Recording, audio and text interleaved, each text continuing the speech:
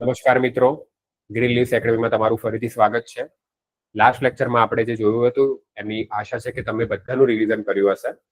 હવે આજના લેક્ચરમાં આપણે કેટલીક ઇન્ટરેસ્ટિંગ વસ્તુ કરવાના છીએ. ઇન્ટરેસ્ટિંગ વસ્તુ એટલે એ સેન્સમાં કે તાજેતરમાં કાલે 14 તારીખે તલાટીનું પેપર લેવાયું. તો તલાટીનું પેપર કઈ રીતે પૂછાયું હતું? હવે આ તલાટીના પેપરની મહિના પછી 14/10 એની મેઇન્સ છે. તો મિત્રો મારી તમને એ અંગત રીતે એક એવી રિક્વેસ્ટ રહેશે, તમે પેપર જો આપીને આયા હો તો પેપરનું તમે પ્રોપર એનાલિસિસ કરો. કયા સવાલમાં તમારાથી ભૂલ પડી છે, એ ભૂલમાં કયા સવાલમાં તમે તુક્કા માર્યા છે. જો તુક્કા માર્યા છે તો તુક્કા તમે જો એ કલેક્ટ કરો કે જો મેં 15 તુક્કા માર્યા છે તો 15માંથી મારા કેટલા તુક્કા સાચા પડ્યા છે, કેટલા તુક્કા મારા ખોટા પડ્યા છે. પછી કયા વિષયમાં મેં જે તુક્કા, અને તુક્કા બી એટલે પાછી કેવા તુક્કા, સાયન્ટિફિક તુક્કા મારવાના છે તમને, જે નજીકના તુક્કા હોય. એવા નહીં કે તમે આડેધડ એમને તુક્કા મારી લો, એ નહીં ચાલે મિત્રો. ખાસ સમજજો. એટલે હું તમને કહું છું કે આ વખતે આ જેને પણ પેપર, ગુજરાતમાંથી લગભગ 4 લાખથી વધારે લોકોએ આ પરીક્ષા માટે ફોર્મ ભર્યા હતા અને 3.5 લાખની આજુબાજુ પેપર આપ્યા હતા. તો હવે 3.5 લાખની કોમ્પિટિશનમાં જે 2300ની જગ્યા છે એ બી 26,000ની નોકરી માટે અને રેવન્યુ તલાટીની જોબ માટે. તે માટે તમને ખબર હોવી જોઈએ કે હું જે જવાબ પિક કરી રહ્યો છું એ જવાબ સાચો છે, ખોટો છે. તે માટે આપણી ગ્રીન લીવ્સ એકેડમી એ બંધારણનું અત્યારે હું તમને સોલ્યુશન કરી રહ્યો છું અને તમને હું જણાવી રહ્યો છું કે કઈ રીતે સવાલને સોલ્વ કરવા એકચ્યુઅલી મિત્રો. તો આ લેક્ચરને તમે ખાસ જોજો, બહુ જ ઇમ્પોર્ટન્ટ થઈ જાય છે આ લેક્ચર. તો આપણે હવે જોઈએ છે કે બંધારણમાં શું પૂછાયું હતું, ક્યાંથી પૂછાયું હતું અને એનો જવાબ કઈ રીતે આવે છે. ઓકે, ચલો મિત્રો, પહેલો સવાલ છે 41મો સવાલ. બંધારણ સભાના પ્રથમ વચગાળાના અધ્યક્ષ કોણ હતા? હવે મેં તમને જો જ્યારે બંધારણ સભા, આમુખની રચના, આ બધી વસ્તુ જ્યારે તમને ચલાવી હતી ત્યારે મેં કીધું હતું કે આમુખ વખતે તમે 3 તારીખ યાદ રાખો છો, 9 ડિસેમ્બર, 11 ડિસેમ્બર અને 13 ડિસેમ્બર. આ 3 જે વચ્ચે બે નો કેપ છે એ 9, 11 ને 13 તમે યાદ રાખો છો. 9 ડિસેમ્બર, 11 ડિસેમ્બર, 13 ડિસેમ્બર 1946. હવે 9 ડિસેમ્બરે પ્રથમ બેઠક મળે છે. 11 ડિસેમ્બરે બંધારણ સભાના જે કાયમી અધ્યક્ષની ચૂંટણી થાય છે. આ હું તમને સમજાવું છું. આ હું તમને ડિટેલમાં એક સવાલ માટે એટલા માટે જઈ રહ્યો છું કે તમને જવાબ ખબર પડે.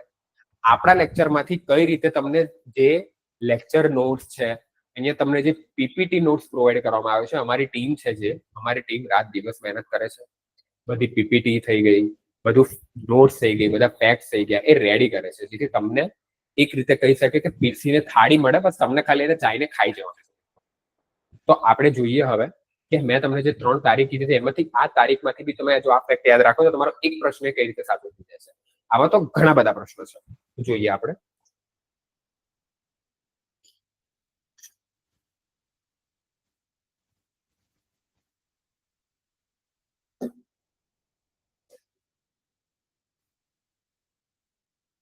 ઓકે, જો મેં તમને કીધું હતું 3 તારીખ, એક 9 તારીખ, એક 11 તારીખ, એક 13 તારીખ, ડિસેમ્બર 1946. હવે બીજો ફેક્ટ એ છે કે 11 ડિસેમ્બર 1946 11 ડિસેમ્બર 1946 શું થયું હતું મિત્રો? આ તારીખે ધ્યાન રાખજો, જે કાયમી અધ્યક્ષની ચૂંટણી થઈ હતી.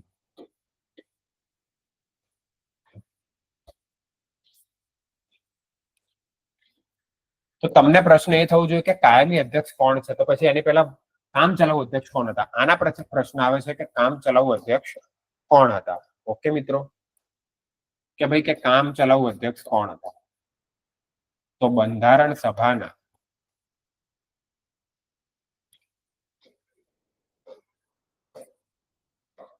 કામ ચલાઉ અધ્યક્ષ હતા ડોક્ટર સચ્ચિદાનંદ સિન્હા.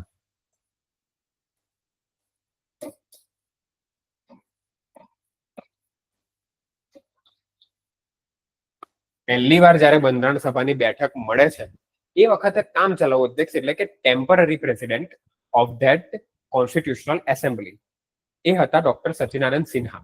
તો આ પ્રશ્ન તમે જ્યારે ધ્યાન રાખો છો કે 9 ડિસેમ્બરે ડોક્ટર સચ્ચિદાનંદ સિન્હા હતા, 11 ડિસેમ્બર 1946 ના દિવસે પ્રથમ વખત જે કાયમી અધ્યક્ષની ચૂંટણી થાય છે અને એમાં ડોક્ટર રાજેન્દ્ર પ્રસાદ આવે છે. આ બીજો ફેક્ટ, તમને ફેક્ટમાંથી ફેક્ટ જાણવા મળશે કે આમાં આવે છે ડોક્ટર રાજેન્દ્ર પ્રસાદની ચૂંટણી થાય છે. આપણા જે આઝાદ ભારતના પ્રથમ રાષ્ટ્રપતિ, બિહારના અજાતશત્રુ તરીકે પણ ઓળખાય છે. બરાબર, બિહારમાં એમનો જન્મ થયો હતો, ડોક્ટર રાજેન્દ્ર પ્રસાદ. ઓકે, આ બે ફેક્ટ થયા. તો આ ફેક્ટ જો તમને ખબર હોય મિત્રો, તો તમારું આજે બંધારણ સભાના પ્રથમ વચગાળાના અધ્યક્ષ કોણ હતા, એમાં સીધો જવાબ તમારો સાચો થાય છે, ડોક્ટર સચિદાનંદ સિન્હાનો. ઓકે, સીધો આ જવાબ સાચો થાય છે તમારો, ડોક્ટર સચિદાનંદ સિન્હા. હવે બીજા ઓપ્શન, જો તમે, હું તમને આજે આપણે ભણવાનું ઓછું અને તમને કેટલીક સમજાવટ વધારે થશે.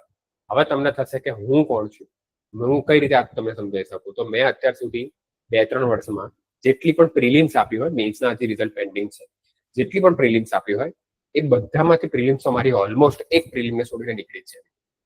તો જે મારી કેટલીક પ્રકારની થિંકિંગ છે, જો તમને યુઝ થઈ શકે એ માટે હું તમને જણાવું છું.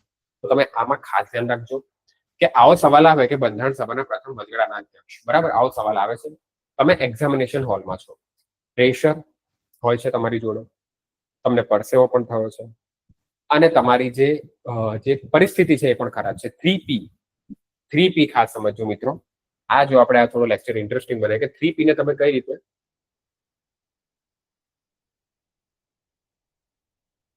3P ને કઈ રીતે આપણે સારી વેમાં ફેરવવાનું છે.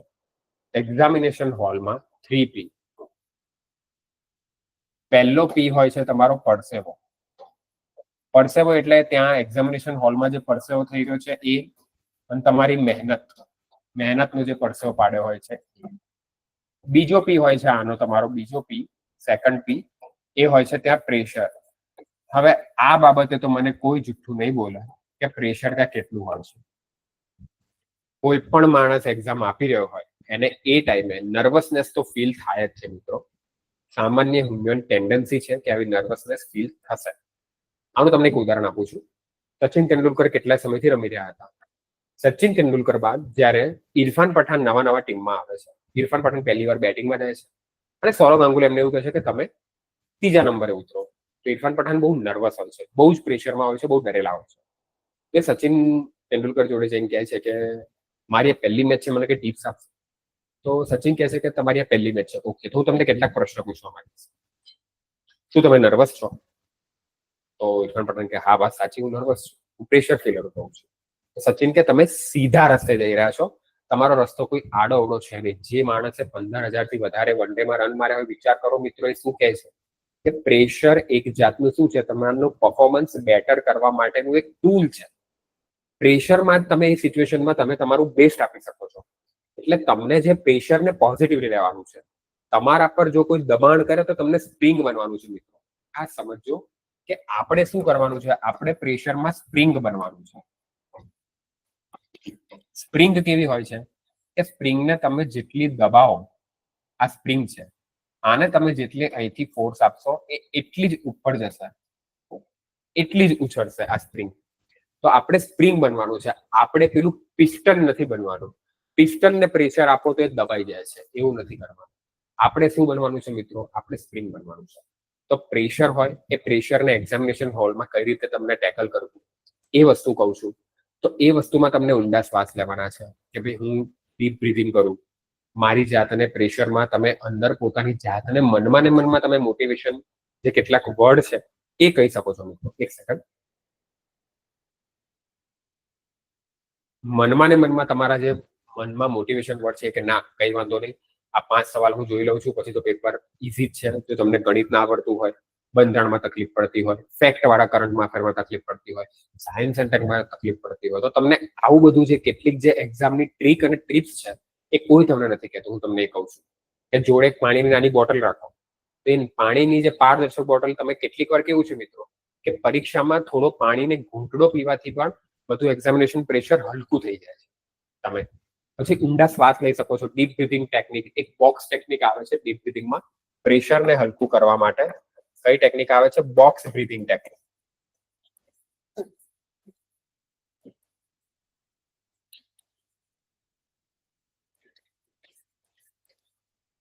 બોક્સ બ્રીથિંગ ટેકનિક આવે છે. બોક્સ બ્રીથિંગ એટલે તમને એવું વિચારો છે કે તમે એક બોક્સમાં છો અને એમાં તમને બ્રીથ કરવાનું છે. તમારે નોઝથી ઇન્હેલ કરવાનું છે અને માઉથથી તમને એક્ઝેલ કરવાનું છે. તો આનાથી આ સાયન્ટિફિક પ્રૂવન મેથડ છે મિત્રો, કે જેનાથી શું થાય છે, સાયન્ટિફિક પ્રૂવન મેથડથી એકદમ તમે તમારું પ્રેશર તમે નહીં માનો, જો થોડી તમે પ્રેક્ટિસ કરશો તો આનાથી રિલીઝ થશે. એટલે આ તો વાત થઈ પ્રેશરની. હવે પ્રેશર અને એના સિવાય ત્રીજી કેવું છે, પરિસ્થિતિ.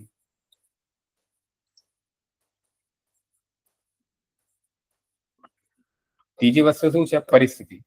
ઘણી બધી વાર પરિસ્થિતિ પણ એવી હોય છે કે જે પરિસ્થિતિ આપણા ફેવરમાં હોતી નથી. આપણા મગજમાં શું ચાલતું હોય કે મને જોબ મળી જાય. મારા માતા પિતા પરથી એક જે એમના મગજમાં પણ જે એક બોજ ચાલી રહ્યો છે, એ બોજને હું હલકો કરું. ઘરે લગ્નની જવાબદારી હોય, આર્થિક પરિસ્થિતિની જવાબદારી હોય, એક તમે મેલ ગણો કે ફિમેલ ગણો, બંનેની પરિસ્થિતિ એવી હોય છે મિત્રો કે એક્ઝામ માટે આટલું બધું એ લોકો પ્રેશર, આટલી બધી મહેનત કરતા હોય છે. તો આ જે 3P છે, એ 3P ને તમને કઈ રીતે 6P માં તમને કન્વર્ટ કરવાના છે, ખાસ સમજો. આ 3P છે, એમને તમને કઈ રીતે 5P, આ P નહીં, 5C, 5C માં કઈ રીતે કરવાના છે. તો પહેલો C તમારો હોવો જોઈએ કામ. બીજો C તમારો હોવો જોઈએ કમ્પોઝ. ત્રીજો C તમારો હોવો જોઈએ કોન્ફિડન્સ.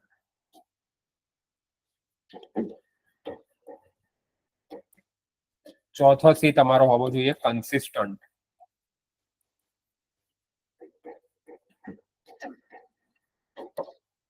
પાંચમો C તમારો હોવો જોઈએ કેપેબલ. ઓકે, આ 5C માં તમને કન્વર્ટ કરવાના છે. કઈ રીતે 5C માં કન્વર્ટ થશે? પહેલા તો તમને કામ રહેવાનું છે. કામ, કુલ, કમ્પોઝ, આ 3 વસ્તુ ખાસ ઇમ્પોર્ટન્ટ છે. ભાઈ કામ, કુલ, કમ્પોઝ, શાંત રહેવાનું છે તમને. તમારા જે મગજના વિચારો એ ટાઈમે જે હિલોડા લેતા હોય છે, એ હિલોડા લેતા વિચારોને એક જગ્યાએ કેન્દ્રિત કરવાના છે અને શાંત કરવાનું છે મગજને. તો તમે પહેલા કામ રહેશો. કોઈ પણ પરિસ્થિતિ હોય એ ટાઈમે ઘણી બધી વાર તમે સમજો મિત્રો, આમાં કેવું છે કે તલાટીની એક્ઝામ આપવા ગયા, અહીંથી તમારો બરોડાના કોઈ પણ દુર્ગમ સ્તરે તમારો નંબર આવે છે. હવે તમે તો અહીંયા સવારે જે ભૂખ્યા, ઘણા લોકો તો નાસ્તો નથી કરતા, નાસ્તો કર્યા વગર બસમાં જાય છે. બસનું કેટલીક વાર એવું હેક્ટિક ટ્રાવેલિંગ હોય છે, ભીડ એટલી બધી હોય છે, બસમાં જગ્યા નથી હોતી, તો ઘણી વાર શું તમારું મગજમાં એ વખતે હાંફળો ચડી જાય છે, મગજ તમારું ચકરાઈ જાય છે. પછી તમે ઉતરો છો, પછી બધી જગ્યાઓનું તમે, કારણ કે બધી જગ્યાએ ગૂગલ મેપમાં તો બતાવે છે, પણ ઘણી બધી વાર એ કમ્યુટ એટલે કોમ્યુનિકેશનમાં જે એમાં કઈ રીતે, કઈ રિક્ષા જશે, કઈ બસ જશે, એની હડબડીમાં તમે નાસ્તો નથી કરતા. તો આવી બધી વસ્તુના કારણે કેવું થાય છે કે તમે ફિઝિકલી એ એક્ઝામ માટે પ્રોપર પ્રિપેર નથી થતા. બાકી જનરલી કોઈ પણ એક્ઝામ હોય તો તમને તમારું બોડી પૂરું સાથ આપે એ માટે તમને શાંતિથી આરામ કરીને જવાનું છે. આરામ અનફોર્ચ્યુનેટલી મળતો નથી આપણને.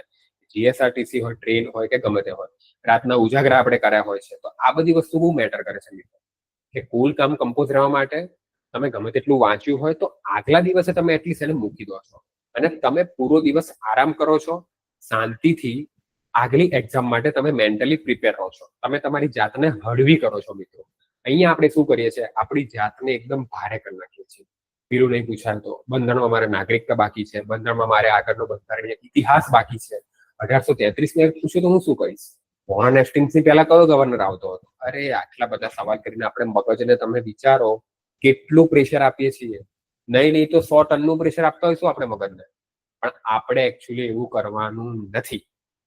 ખાસ સમજો, આપણે શું કરવાનું છે, આપણે કુલ, કામ, કમ્પોઝ અને કોન્ફિડન્સ. કોન્ફિડન્સ કઈ રીતે આવે, તો કોન્ફિડન્સ તમારા વર્કથી આવશે. તમે જે આટલા ટાઈમથી મહેનત કરી છે, તો એ મહેનત જરૂરથી ફળ લાવશે. એવી તમારામાં ખાસ શું હોવી જોઈએ, એવો વિચાર હોવો જોઈએ. એવો વિચાર હોવો જોઈએ, એવી તમારામાં ઈચ્છા શક્તિ હોવી જોઈએ પહેલા તો. એટલે એનાથી કોન્ફિડન્સ આવે છે તમને, તમારા કાર્ય પર તમને આત્મવિશ્વાસ અપાવે છે. એ સિવાય મેં તમને કેપેસિટી લખી છે. ઘણી બધી વાર ગાંધીજીએ શું કીધું હતું મિત્રો, જો ગાંધીજીએ એવું કીધું હતું કે મારી પાસે જો ક્ષમતા નથી કોઈ પણ જે અશક્ય કાર્ય કરવા માટે, મારી પાસે જો ક્ષમતા નથી, તો જે તે કાર્ય કરવા માટે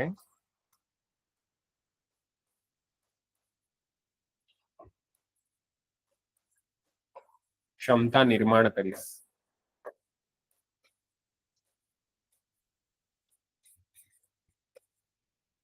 ક્ષમતા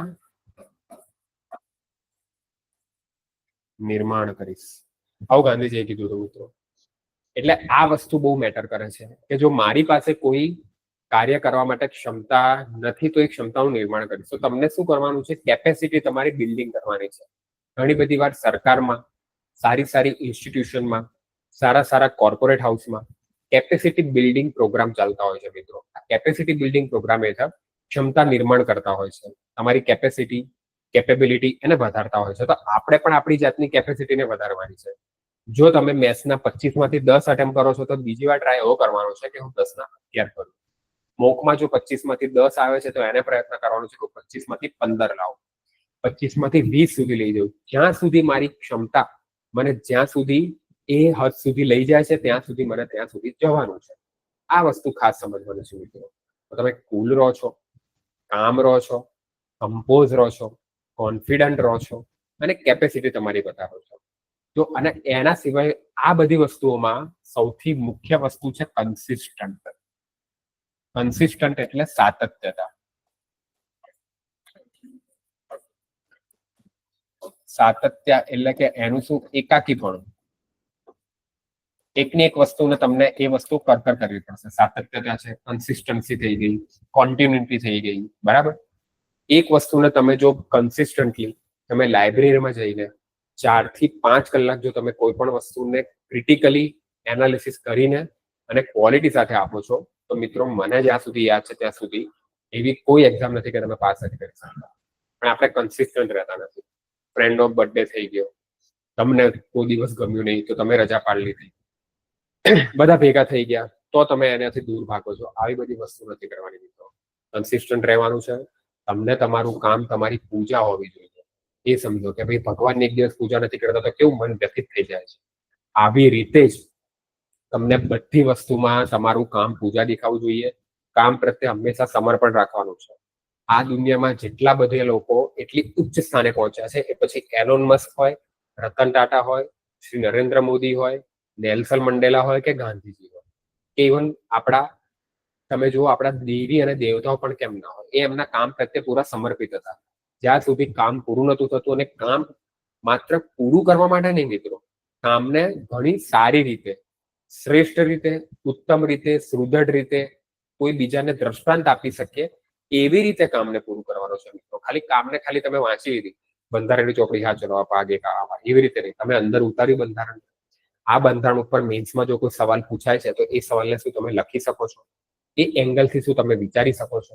કારણ કે હવે તો બધી એક્ઝામો તમે જુઓ, આ તલાટીની એક્ઝામની ડેટ આપી દીધી છે કે ભાઈ તલાટીની એક્ઝામની શું ડેટ કીધી કે જે 14 છે, 14/10/25 તલાટીની એક્ઝામની મેન્સ હશે. હવે જેણે પ્રિલિમ્સ રિલેટેડ તૈયારી કરી છે એને મહિનામાં તૈયારી કરવા માટે કેટલી તકલીફ? જરા વિચારો, તમે જરા વિચારો.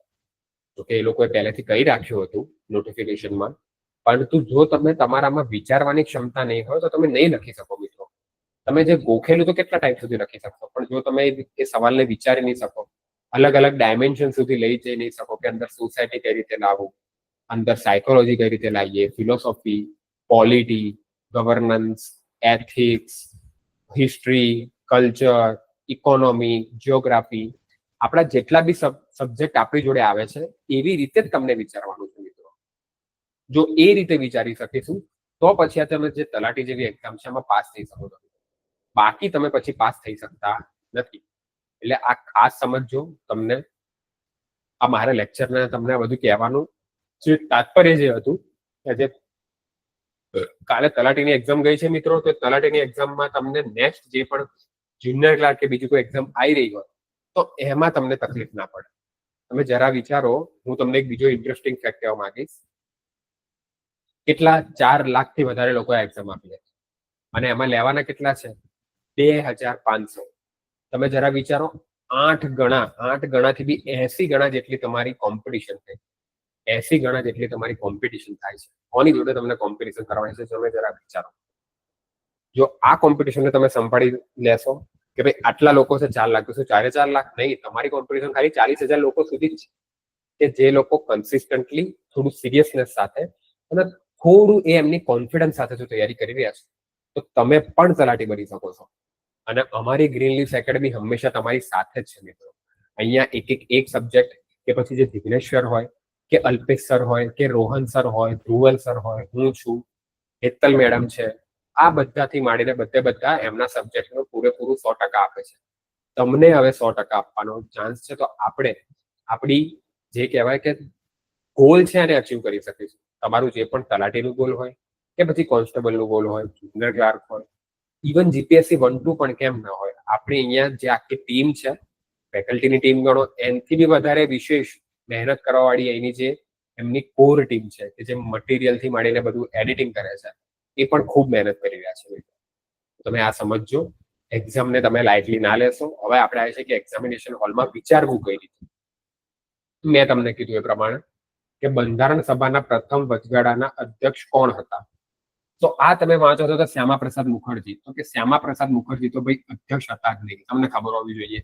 શ્યામા પ્રસાદ મુખર્જી તો ઉદ્યોગ અને પુરવઠા મંત્રી હતા. BN રાવ તો આ કોણ હતા? આ સલાહકાર હતા. BN રાવ ખાસ સમજો, એ બંધારણ સભાના સલાહકાર હતા. બરાબર. પછી રામ મનોહર સિન્હા. રામ મનોહર સિન્હા આવતા જ નથી. રામ મનોહર સિન્હા બરાબર. અને ડોક્ટર સચ્ચિદાનંદ સિન્હા, આ નામ તો ખાલી પેલું બનાવ્યું છે એ લોકોએ, બાકી રામ મનોહર લોહિયા આવે છે. ડોક્ટર સચ્ચિદાનંદ સિન્હા જો બંધારણ સભાના સલાહકાર BN રાવ હતા. એના સિવાય બંધારણ સભામાં આ મેં તમને કીધું કે સચ્ચિદાનંદ સિન્હા એ કેવા અધ્યક્ષ અત્યારે કામ ચલાવ. તો આવી રીતે તમે કોઈ પણ MCQ ને જોવો છો કે ભાઈ આ તો આવતા નથી, આના મેં કદી સાંભળ્યું નથી, આ તો એ અંદર કેબિનેટમાં મંત્રી હતા, BN રાવ તો સલાહકાર હતા. આ ઓપ્શન જતો રહે છે ડોક્ટર સચ્ચિદાનંદ સિન્હા. જો આવી રીતે તમે જવાબ શોધવાનો પ્રયત્ન કરશો તો બહુ ઈઝી થઈ જશે જવાબ શોધવું મિત્રો. ઓકે, હવે એના પછી બીજો લઈએ છીએ આપણે સવાલ. બંધારણમાં નાગરિકત્વનો ખ્યાલ નીચેના પૈકી કયા દેશના બંધારણમાંથી લેવામાં આવ્યો છે? આ સવાલ પૂછ્યો છે. હવે મેં જયારે તમને લેક્ચરમાં શીખવાડ્યું હતું ત્યારે મેં તમને કીધું હતું America, Britain, Australia, Canada, Japan, Russia, Germany 1935 નું બંધારણ અને દક્ષિણ આફ્રિકા. આટલા દેશોમાંથી કયા સ્ત્રોતો લેવામાં આવશે ખાસ જોઈ લો, એમાંથી પ્રશ્ન પૂછાશે. એમાં બ્રિટનમાં તો મેં તમને ઘણી બધી વાર કીધું હતું કે આપણે નાગરિકતા બ્રિટનમાં એક જ છે, નાગરિકતા ત્યાંથી લીધી, રાષ્ટ્રપતિની સર્વોચ્ચ સ્થિતિ ત્યાંથી લીધી છે, દ્વિગુહી ધરાવતું સંસદ ત્યાંથી લીધું છે, વિશેષાધિકારો આપણે બ્રિટનના બંધારણમાંથી લેવામાં આવ્યા છે, કેબિનેટ પદ્ધતિ આપણે બ્રિટનના બંધારણમાંથી લીધી છે, બરાબર. પછી સંસદીય વિશેષાધિકારો એ આપણે બંધારણ ત્યાંથી લીધું છે. આટલી બધી વસ્તુ આપણે શું લીધું છે? બ્રિટનમાંથી લેવામાં આવ્યું છે. ઓકે, ખાસ સમજો. તો હું તમને જયારે 2 સદનની જે ઉપલું ગૃહ નીચલું ગૃહ કયું રહેશે એ આપણે બ્રિટનમાંથી લીધું છે. તો હવે બંધારણમાં નાગરિકત્વનો ખ્યાલ નીચેના પૈકી કયા દેશના? તમે પહેલા અમેરિકામાં જાઓ છો. ઓકે મિત્રો, હવે અમેરિકામાં તમને ખબર હોવી જોઈએ કે અમેરિકામાં ડ્યુઅલ સિટીઝનશીપ છે. સ્ટેટની સિટીઝનશીપ અલગ છે રાજ્યની, અને દેશની અલગ છે. તો ભારત દેશમાં આપણી શું ડ્યુઅલ સિટીઝનશીપ છે? ભારત દેશમાં તો એક જ સિટીઝનશીપ જોવા મળે છે.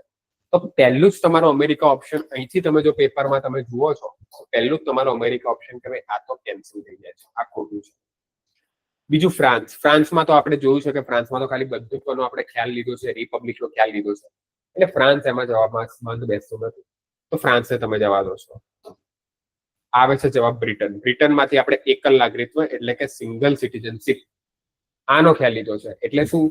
આખા ભારત દેશમાંથી નાગરિકત્વનો ખ્યાલ આપણે બ્રિટનમાંથી એવી રીતે લીધો છે કે ભારત દેશના નાગરિક એક રહેશે. એવું નહીં હોય કે ગુજરાતમાં તમે પ્રવેશો એટલે ગુજરાતનું તમે સિટીઝનશીપ કાર્ડ દેખાડો, ગુજરાત સ્ટેટનું અલગથી કોઈ આઈડેન્ટિટી કે સિટીઝનશીપ કાર્ડ હોતું નથી. એ વસ્તુ અલગ છે કે દરેકનું ડોમિસાઇલ સર્ટિફિકેટ હોય છે. ડોમિસાઇલ સર્ટિફિકેટ એટલે કે તમે અહીંના ગુજરાતી છો, સ્થાયી છો, તમારું સ્થળાંતર બહારથી નથી થયું, અથવા તો તમે બહારના લોકો નથી, તો એનું ડોમિસાઇલ સર્ટિફિકેટના અલગ ફાયદા છે. ડોમિસાઇલ સર્ટિફિકેટથી તમને અલગ અલગ જે કેટલીક જે ભરતી થઈ ગઈ, કેટલીક પ્રાથમિકતાઓ થઈ ગઈ, સરકારી યોજના થઈ ગઈ, તો એમાં જે મૂળ ગુજરાતીઓને ફાયદો આપવામાં આવતો હોય છે, એટલા માટે ડોમિસાઇલ સર્ટિફિકેટ છે. બાકી તો આપણી સિટીઝનશીપ એટલે કે નાગરિકતા જે હું તમને ભણાવીશ એ તો માત્ર એક અને એક જ છે, અનન્ય છે. એ માત્ર એક અને એક, બરાબર, જેવું અન્ય જેવું કોઈ ના હોય એ. તો એ તો આપણે બ્રિટનમાંથી લીધું છે, કારણ કે બ્રિટનમાં બી એક જ નાગરિકત્વ છે. બ્રિટનનું નાગરિકત્વ જેની જોડે હોય એ શું કહેવામાં આવશે કે ભાઈ આ શું છે, યુનાઇટેડ કિંગડમનો આ સિટીઝનશીપ છે. પછી એમાં યુકેમાં તમે વેમ્બલીમાં જાઓ કે પછી એડિનબર્ગમાં જાઓ કે પછી તમે ત્યાં લોર્ડ્સમાં જાઓ છો કે પછી લંડનમાં જાઓ છો, તો અલગ અલગ જે ત્યાં એમના શું છે, જે આમ તો ડિસ્ટ્રિક્ટ ના કહી શકાય પણ અલગ અલગ ત્યાં એમના જે સ્ટેટના પાર્ટ છે, તો ત્યાં એમની અલગ અલગ સિટીઝનશીપ નથી હોતી મિત્રો, એક જ સિટીઝનશીપ છે. તો ભારતે પણ એ જ તર્જ ઉપર ભારતે પણ એક જ સિટીઝનશીપ રહેતી છે મિત્રો, ખાસ સમજજો. બરાબર, એટલે આ તમે ધ્યાન રાખજો. હવે પાછો એના પછીનો બીજો એમસીક્યુ જોઈએ છે આપણે. શોષણ સામેના હક બાબતે નીચેના પૈકી કયું સાચું છે? શું કહેવા માંગે છે કે ભાઈ શોષણ સામેના હક બાબતે નીચેના પૈકી કયું સાચું છે? તો હવે એ માટે તમને જેવું મગજમાં આ સવાલ તમે જ્યારે સોલ્વ કરી રહ્યા હો ત્યારે તમારા હાથમાં ક્વેશ્ચન પેપર આવે કે ભાઈ શોષણ સામેનો હક, તો શોષણ સામેના હકમાં કયા કયા અધિકારો આવતા હતા? તો મૂળભૂત અધિકારની વાત કરીએ તો શોષણમાં તો મને યાદ છે ત્યાં સુધી 23 અને 24 આર્ટિકલ આવતો હતો. ઓકે મિત્રો, જો હું તમને સમજાવું છું કે શોષણ સામેના હકમાં કયા આર્ટિકલ આવતા હતા.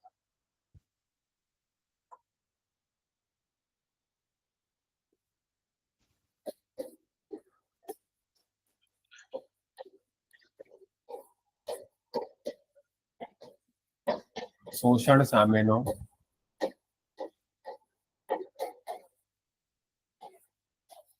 અધિકાર, તો એમાં તો તમને ખબર હોવી જોઈએ કે શોષણ સામેના અધિકારમાં કયા કયા આર્ટિકલ આવતા હતા. પહેલો આર્ટિકલ 23 અને 24, આ બંને આર્ટિકલ શોષણ સામેના અધિકાર છે. Okay, rights against the discrimination, શોષણ, rights against the exploitation, discrimination તો અલગ ભેદભાવ થાય, પણ શોષણ સામેના અધિકાર. તો 23 અને 24, 23 અને 24 આર્ટિકલમાં શું કીધું છે? તો પહેલું 23 આર્ટિકલમાં શું કીધું છે કે ભાઈ મનુષ્ય વ્યાપાર, બળજબરી પૂર્વકના મનુષ્ય વ્યાપાર, અથવા તો એને તમે કહી શકો કે ભાઈ દેહ વ્યાપાર, મનુષ્ય વ્યાપાર, દેહ વ્યાપાર અને બીજી વેઠ મજૂરી પર પ્રતિબંધ.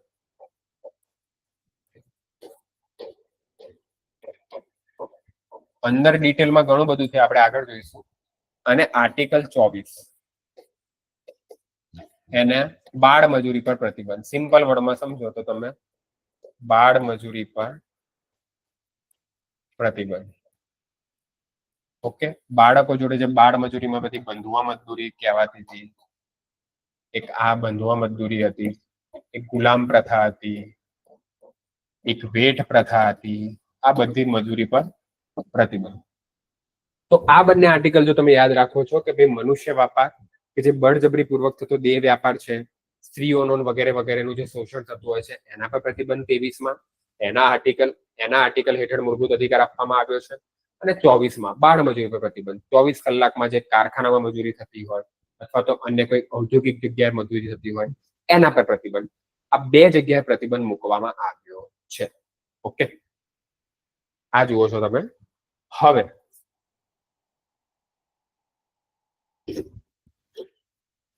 જો આ તમને ખબર હોય તો શોષણ સામેના હક બાબતે કયું સાચું છે? લઘુમતીના હિતોનું રક્ષણ, એ તો ભાઈ 25-30માં આવ્યું, તો આ તમે ખોટું કરો છો. મેં તમને કીધું એ પ્રમાણે આ તમે ખોટું કરો છો.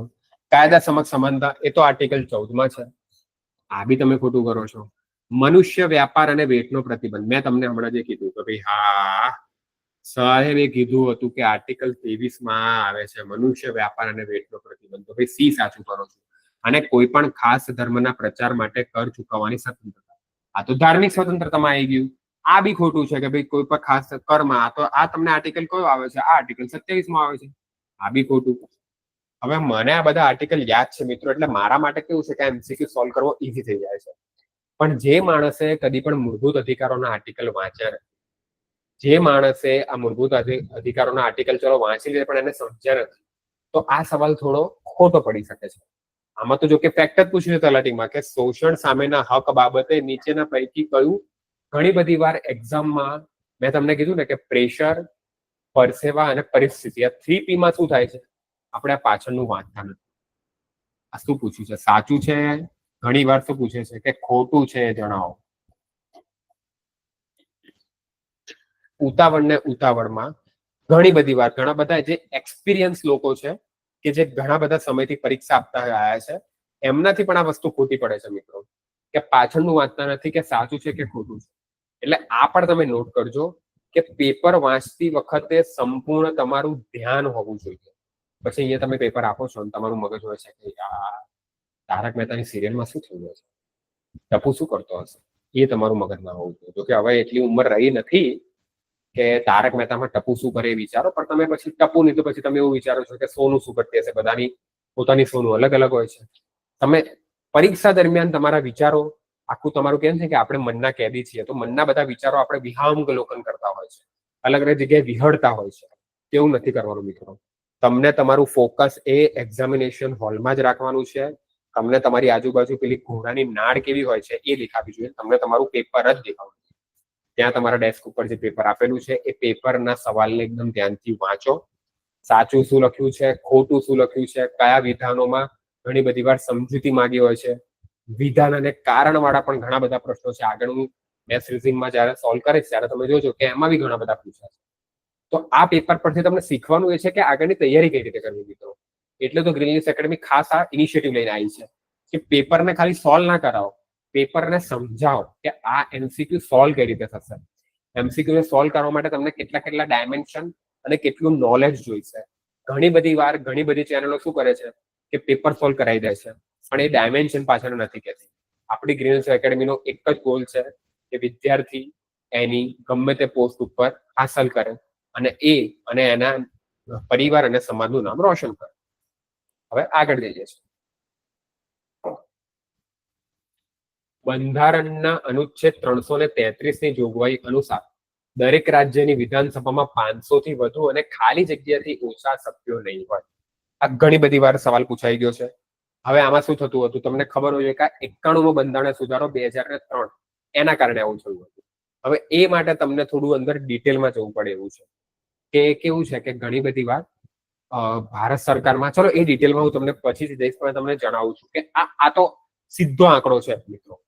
આ સીધો આંકડો છે ને સીધો આંકડો તમને ગોખી મારવાનો છે. તમે સમજો, તમે આ આંકડાને ગોખી મારવાનો છે કે 91મા બંધારણીય સુધારા 2003 દ્વારા વિધાનસભામાં એવું કહેવામાં આવ્યું છે કે અનુચ્છેદ 333 ની જોગવાઈ હેઠળ કે દરેક રાજ્યની વિધાનસભામાં 500 થી વધુ અને કેટલા 60 થી ઓછા ના હોવા જોઈએ. આનો જવાબ આવે છે 60. ઓકે, કેટલા 60 થી ઓછા ના હોવા જોઈએ. એટલે કે વિધાનસભામાં જે સંખ્યા છે એ 60 તો મિનિમમ હોવી જોઈએ અને મેક્સિમમ હોવી જોઈએ 500. 60 થી 500 ની વચ્ચે તમે ગમે તે રાખી શકો છો. જેવી રીતે યુપીની વિધાનસભામાં ઘણી મોટી જગ્યા છે, બરાબર. તો કેટલીક હવે આ જે 60 નો ક્રાઇટેરિયા એ મિઝોરમ જેવું રાજ્ય થઈ ગયું, સિક્કિમ જેવું રાજ્ય થઈ ગયું, ગોવા જેવું રાજ્ય થઈ ગયું, ત્યાં એનો ક્રાઇટેરિયા નથી રહેતો. તો એ માટે એની પૂર્વ શરતો આપેલી છે કે ભાઈ જો વસ્તી ના થતી હોય તો ક્યાંથી સીટો એટલી બધી કરે, કારણ કે 10 લાખની વસ્તી એ એક ધારાસભ્ય છે, બરાબર. આ રેશિયો સાચવવાનો છે તો વસ્તી ત્યાં નથી થતી એટલી બધી. તો તમને આ ધ્યાન રાખવાનું છે કે એના કેટલીક વાર એક્સેપ્શન બી યાદ રાખવાનું કે ભાઈ સિક્કિમ છે તો 32 સીટો ત્યાં જોવા મળે છે, ગોવામાં તો 40 સીટો જોવા મળે છે. તો આ તમને સમજવાનું છે. પણ આનો જવાબ એવો આવવો જોઈએ, આનો જવાબ શું આવશે કે ભાઈ 44 બંધારણીય અનુચ્છેદ 333. આના પરથી તમે સમજો મિત્રો, તમને બંધારણીય અનુચ્છેદ યાદ રાખવાનો છે કે 333 ની જોગવાઈ પ્રમાણે દરેક રાજ્યની વિધાનસભામાં 500 થી વધુ અને 60 થી ઓછી જગ્યા હોવી જોઈએ નહીં સભ્યો. આ એમસીક્યુ મેં તમને સમજાવ્યું જે એકદમ પ્યોરલી ફેક્ટ બેઝ છે અને તમને ફેક્ટ યાદ રાખવા જ પડશે, કોઈ ઓપ્શન નથી. જો કોઈ એવું કહેતું હોય કે બંધારણમાં માત્ર સમજવાથી માર્ક્સ આવે છે, નહીં. તમને ફેક્ટ ખબર હોવા જોઈએ, એક એક ફેક્ટ ખબર હોવા જોઈએ. 2/3 1/3 થઈ જાય, સભ્યો કયા કયા યુઝ થાય છે, કયા કયા કમિટીમાં કેટલા સભ્યો હોય છે, સીબીઆઈ ની નિમણૂક કમિટીમાં કોણ કોણ હોય છે, ચીફ ઇલેક્શન કમિશનરમાં આપણે જે સુપ્રીમ કોર્ટનો ચુકાદો એના પછી કયા સભ્યો છે. આ બધા બહુ ટ્રિકી ક્વેશ્ચન છે મિત્રો. એક નામ જો ચેન્જ કરી દે તો આખો સવાલ ખોટો પડી જશે તમારો. ઓકે, પછી એના પછી આ 45 સર્વોચ્ચ અદાલતના ન્યાયાધીશ તરીકે હોદ્દો ધરાવી ચૂકેલી વ્યક્તિ નીચેના પૈકી ક્યાં વકીલાત કરી શકે છે? હવે આ કેટલો કોન્ટ્રોવર્શિયલ તો ના કહી શકાય, પણ થોડો કોમ્પ્લેક્સ સવાલ છે, બરાબર. ઘણા બધા એવું કહે છે કે ભાઈ તમામ વડી અદાલતોમાં, આમ જોવા જઈએ તો આમાં તમામ વડી અદાલતો પણ આવી શકે, અને અગાઉ કોઈ સત્તાધિકારી અથવા અદાલત સમક્ષ વકીલાત કરી શકશે નહીં. આ જવાબ, અસલી જવાબ તો મેન એવું થાય છે કે જે સર્વોચ્ચ અદાલતના ન્યાયાધીશ તરીકે હોદ્દો જેણે ચૂકવી લીધો હોય એ જનરલી કોઈ સામે વકીલાત કરી શકતું નથી. જો હાઈકોર્ટના ન્યાયાધીશ તરીકે તમે હોદ્દો ચૂકવી તો તમે સુપ્રીમ કોર્ટમાં વકીલાત કરી શકો છો, પણ સુપ્રીમ કોર્ટના ન્યાયાધીશ તરીકે એટલે કે સર્વોચ્ચ અદાલતના ન્યાયાધીશ તરીકે હોદ્દો ધરાવેલ વ્યક્તિ અન્ય કોઈ પણ કોર્ટ સમક્ષ કે અન્ય કોઈ પણ સત્તાધિકારી સમક્ષ વકીલાત કરી શકતી નથી. આનો જવાબ 45 નો જવાબ તમે ખાસ સમજજો કે બી આવશે. હવે આને તમને જો એવી રીતે ટ્રીક યાદ રાખવાની છે, સિમ્પલ વેમાં તમને સમજાવું છું કે એની ટ્રીક શું રહેશે. તો તમે જરા વિચારો કે સુપ્રીમ કોર્ટમાં તમને ન્યાયાધીશ બનવું છે, તો એની લાયકાત છે સુપ્રીમ કોર્ટના ન્યાયાધીશ બનવા માટે. એ લાયકાતમાં એવું કહેવા માંગ્યું છે કે તમને શું સુપ્રીમ કોર્ટમાં વકીલ તરીકેનો અનુભવ 10 વર્ષનો હોવો જોઈએ, અથવા તો તમને હાઈકોર્ટમાં જજ તરીકેનો અનુભવ હોવો જોઈએ, અથવા તો એમાં તમે વકીલ તરીકેનો પણ અનુભવ રાખી શકો 10 વર્ષ. આ બંને તમે લાયકાત પૂર્ણ કરો છો તો જ તમને આ એક્સપિરિયન્સના બેઝ ઉપર 10 વર્ષના વકીલાતના બેઝ ઉપર તમને સુપ્રીમ કોર્ટના જજ બનાવે છે. જરા સમજો મિત્રો, ઇન્ટરેસ્ટિંગ છે. ઓલરેડી કોઈ માણસ એક્સ પર્સન હતું જેણે સુપ્રીમ કોર્ટમાં 10 વર્ષ વકીલાત કરી દીધી છે, એ પછી જજ બને છે. તો તમે જરા વિચારો કે જજ નિવૃત્તિ પછી વકીલાત કરશે? જે વસ્તુના ક્વોલિફિકેશનના બેઝ ઉપર તમે એક પર્ટિક્યુલર પોસ્ટ મેળવો છો, તે પોસ્ટ પછી તમે એ પાછી નીચી પાયદારી, નીચી જે પાયદાન છે એના પર આવો છો, નથી આવતા. તો આવી રીતે તમે યાદ રાખો એક્ઝામિનેશન હોલમાં કે આ તો જે સર્વોચ્ચ અદાલતનો ન્યાયાધીશને જે વકીલાત કરવાની હતી એ વકીલાત કરી તો ન્યાયાધીશ બન્યો છે, તો પછીથી એને નિવૃત્ત થઈને શું વકીલાત કરવાની જરૂર છે? એટલે આનો જવાબ આવશે કે કોઈ સત્તાધિકારી અથવા અદાલત સમક્ષ તે વકીલાત કરી શકતો નથી. ઓકે, વકીલાત કરી શકશે નહીં. આ આપણે એમસીક્યુ જોયો. હવે આગળ જઈએ છીએ આપણે સંવિધાનના અર્થઘટન બાબતમાં કાયદાનો તાત્વિક પ્રશ્ન સમાયેલો હોય તેવી બાબતોનો નિર્ણય કરવાના હેતુ માટે સર્વોચ્ચ અદાલતમાં બેસનારા ન્યાયાધીશોની સંખ્યા ઓછામાં ઓછી ખાલી જગ્યા રહેશે. આ સારો સવાલ છે. ટૂંકમાં તમને ખબર હોય તો જે કોન્સ્ટિટ્યુશનલ બેન્ચ, આવું તમે બહુ જ લેમેન ટર્મમાં, સામાન્ય રોજબરોજની ભાષામાં, ન્યૂઝપેપરમાં, ન્યૂઝ ટીવીમાં ઘણી બધી વાર જોયું હશે કે બંધારણીય બેન્ચ. તો બંધારણીય બેન્ચ એટલે શું છે એ હું તમને સમજાવું છું કે બંધારણીય બેન્ચ ઘણી બધી વાર બને છે.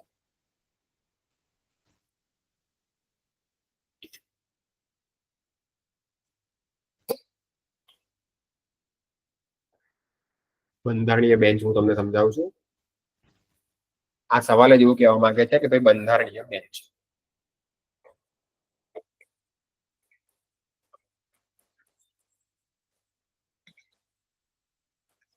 બંધારણીય બેન્ચ એટલે શું કે જેમાં 5 જજોની હાજરી હોય. આ બી એક જાતનો ફેક્ટર થઈ ગયો કે 5 જજોની હાજરી હોય. એવો કોઈ મુદ્દો હોય કે જે બંધારણને અર્થઘટનનો મુદ્દો હોય અથવા તો બંધારણ પર પ્રકાશ પાડતો મુદ્દો હોય, તો એવા મુદ્દામાં બંધારણીય બેન્ચ બેસે છે કે જેમાં 5 જજો હોય છે. તો આપણો જે આગળનો જે પ્રશ્ન હતો એ પણ એ જ કહેવા માંગતો હતો મિત્રો કે સંવિધાનના અર્થઘટનની બાબતમાં કાયદાનો જે તાત્વિક પ્રશ્ન કે જે ફંડામેન્ટલ પ્રશ્ન જો છુપાયેલો હોય, તો એ બાબતોનો નિર્ણય કરવાના હેતુ માટે સર્વોચ્ચ અદાલતમાં બેસનારા ન્યાયાધીશોની સંખ્યા ઓછામાં ઓછી ખાલી જગ્યા રહેશે. તો કેટલી રહેશે? 5 રહેશે. ઓકે, આ ખાસ સમજો કે કેટલી રાખવામાં આવે છે? 5ની. તો આનો જવાબ આવે છે 5.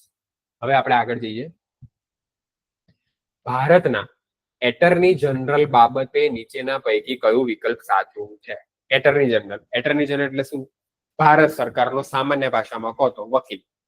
ભારત સરકારના જે પણ જે બધા મુદ્દા બહાર પાડે છે અત્યારે આર વેંકટરામાણી છે, તો એને કહેવામાં આવે છે એટર્ની જનરલ, જેની અનુચ્છેદ 76 જેની જોગવાઈ કરવામાં આવી છે. બરાબર, બંધારણમાં એ સમાવિષ્ટ છે. પરંતુ એમાં ઇન્ટરેસ્ટિંગ આ સવાલ શું છે કે રાષ્ટ્રપતિ ઉચ્ચતમ ન્યાયાલયના ન્યાયાધીશ તરીકે નિમવાને લાયક હોય તેવી કોઈ વ્યક્તિને ભારતના એટર્ની જનરલ તરીકે નિમી શકે છે. વાત સાચી છે. આ એની લાયકાતમાં છે કે ભાઈ ભારતના ન્યાયાધીશ, ઉચ્ચતમ ન્યાયાલય એટલે શું? Supreme court. સુપ્રીમ કોર્ટના જે પણ ન્યાયાધીશ હોય, જો જેમ એટર્ની જનરલમાં કેવું છે, રાષ્ટ્રપતિને લાગે તેની નિમણૂક કરશે, પણ એ માટે શું છે? કાં તો પ્રખ્યાત કાયદાશાસ્ત્રી હોવો જોઈએ, કાયદાનું નોલેજ ધરાવતો હોવો જોઈએ, અથવા ઉચ્ચતમ ન્યાયાલયના ન્યાયાધીશ તરીકેની લાયકાત ધરાવતો હોવો જોઈએ, તો એને શું એટર્ની જનરલ તરીકે નિમણૂક કરી શકાય. આમ તો જોવા જઈએ તો પહેલું જ વિધાન સાચું છે, પણ આપણે બીજા બધા વિધાન વાંચવાના છે મિત્રો. એક્ઝામમાં આવું નથી કરવાનું. એકવાર તમે શ્યોર થઈ જાઓ છો તો પણ એકવાર બીજા 2-3 વિધાનો તો તમને જોઈ જ જવાના છે કે આમાં શું જવાબ આવે છે. ઓકે, તો બીજું દર્શાવેલા તમામ એ માટે આપણે બીજું વાંચવું પડશે. સીમાં ઉચ્ચતમ ન્યાયાલયના ન્યાયાધીશને જે રીતે અને જે કારણે હોદ્દા પરથી દૂર કરવામાં આવે છે તે રીતે ને તે કારણે તેમને હોદ્દા પરથી દૂર કરી શકાશે. હવે ઉચ્ચતમ ન્યાયાલયના ન્યાયાધીશને 2 વસ્તુના કારણે દૂર કરવામાં આવે છે. એક અસમર્થતાના લીધે અથવા તો બંધારણનું ઉલ્લંઘન કર્યું. આમ તો એ રાષ્ટ્રપતિને દૂર કરવામાં આવે છે, પણ અસમર્થ અને ગેરરીતિ કર્યું હોય તો આવું એટર્ની જનરલમાં એકચ્યુઅલી આવું છે જ નહીં. એટર્ની જનરલ કેવું છે કે રાષ્ટ્રપતિ લાગશે ત્યારે તેમને તેમના પદ પરથી દૂર કરી શકશે. એટલે તો એટર્ની જનરલનો બંધારણમાં કોઈ ફિક્સ કાર્યકાળ નથી કરવામાં આવ્યો. જરા સમજો મિત્રો, એનો કોઈ એવો ફિક્સ કાર્યકાળ નથી. રાષ્ટ્રપતિ ચાહે એનો એટલો કાર્યકાળ રહેશે. રાષ્ટ્રપતિની ઈચ્છા મુજબ તે પદ ધારણ કરશે અને એના પદનો કાર્યકાળ રાષ્ટ્રપતિની ઈચ્છા પર નિર્ભર રહે છે. The tenure of Attorney General is solely dependent on the will of our president. Okay, તો ત્રીજું તો ખોટું જ છે. છેલ્લું બાકી રહ્યું, તેઓ ફક્ત રાજ્યસભામાં હાજરી આપી શકે છે તેમજ પોતાનો મત આપી શકે છે. હવે જો તમને આર્ટિકલ 88 ખબર હોય તો એટર્ની જનરલ અને મંત્રી લોકસભા અને રાજ્યસભા એટલે કે સંસદના બંને ગૃહોમાં હાજરી આપી શકે છે. એવું નથી કે માત્ર રાજ્યસભામાં હાજરી આપી શકે છે. તે હાજરી આપી શકે છે, ત્યાં એ પોતાનો મુદ્દો રજૂ કરી શકે છે, પરંતુ મતદાન કરી શકતા નથી. અહીંયા પહેલું આ ફક્ત બી ખોટું આવે છે અને મત આપી શકે છે, મત નથી આપી શકતા. ખાસ સમજો મિત્રો, એ લોકો હાજર રહી શકે છે. એટર્ની જનરલ કે જે સંસદની બહારનો સભ્ય હોવા છતાં પણ સંસદમાં હાજર રહી શકે છે, પરંતુ મત આપી શકતો નથી. એટલે જો તમે ચોથું વિધાન બી ખોટું ગણો તો સીધો આનો જવાબ આવે છે એ જવાબ કે રાષ્ટ્રપતિ એ ઉચ્ચતમ ન્યાયાલયના ન્યાયાધીશ તરીકે નિમવાને લાયક હોય તેવી વ્યક્તિને એટર્ની જનરલ તરીકે નિમણૂક આપી શકે છે. તો પહેલું વિધાન સાચું છે, તો આનો જવાબ આવે છે એ. તો આના પરથી તમે આટલું ખાસ સમજો મિત્રો કે કઈ રીતે પ્રશ્નોને સોલ્વ કરવાના છે. બરાબર, એ માટે અમારી ટીમ પણ ઘણી બધી મહેનતું છે, જેમાં જીગરભાઈથી માંડીને બીજા બધા ઘણા લોકો છે કે જે રાત દિવસ મહેનત કરી રહ્યા છે. તો એ તમે સમજો, આ મહેનતને એડે ના જવા દેતા. સવાલને જુઓ કઈ રીતે સોલ્વ કરવાનો છે, સવાલ કઈ રીતે સાચા પડે એ જુઓ. ગ્રીન ન્યૂઝ એકેડમી તમારી જોડે જ છે. તમને જો કોઈ પણ તકલીફ હોય તો તમે કોમેન્ટ કે ગમે તે દ્વારા અમારી સુધી પહોંચી શકો છો. ત્યાં સુધી તમે રિવિઝન કરો. હવે આપણે મળીએ છીએ નેક્સ્ટ લેક્ચરમાં.